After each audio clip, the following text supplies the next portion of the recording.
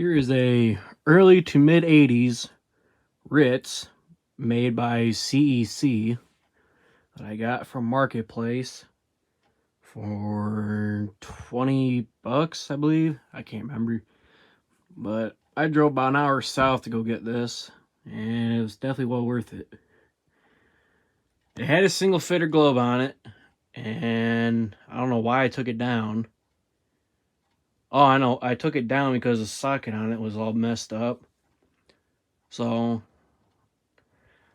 the way the screws are on there, they're kind of a pain in the ass to get a screwdriver in there. So what I had to do to put this single fitter on, I had to take the switch cap off, then wire it all up, then screw the switch cap back on, disconnect the socket off the light kit, hold the wires while I tighten the light kit itself onto the switch cap. Once that's all tightened, then I tighten the socket for the light back on. And that's how I got it on there. Anyway, we'll start it up on low. Whoops, that's light. This fan uses a 52-inch style motor, and this thing moves some good air.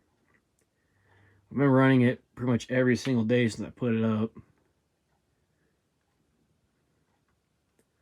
It's got a pretty nice low speed to it, I think.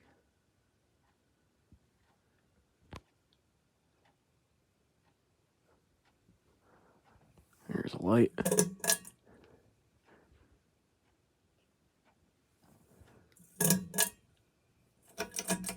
Go to medium.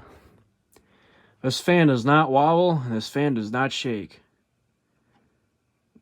which is very impressive for a hugger.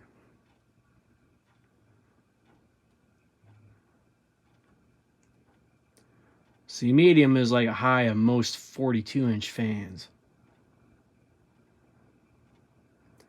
And I'm about 4 or 5 feet away from it, and I already feel some good air off of it. Okay, we'll go to high.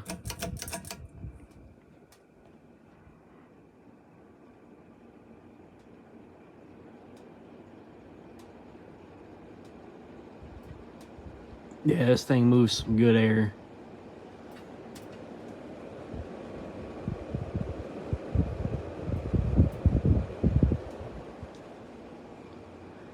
Doesn't really airlock in here just because, well, small fan, small room, perfect application.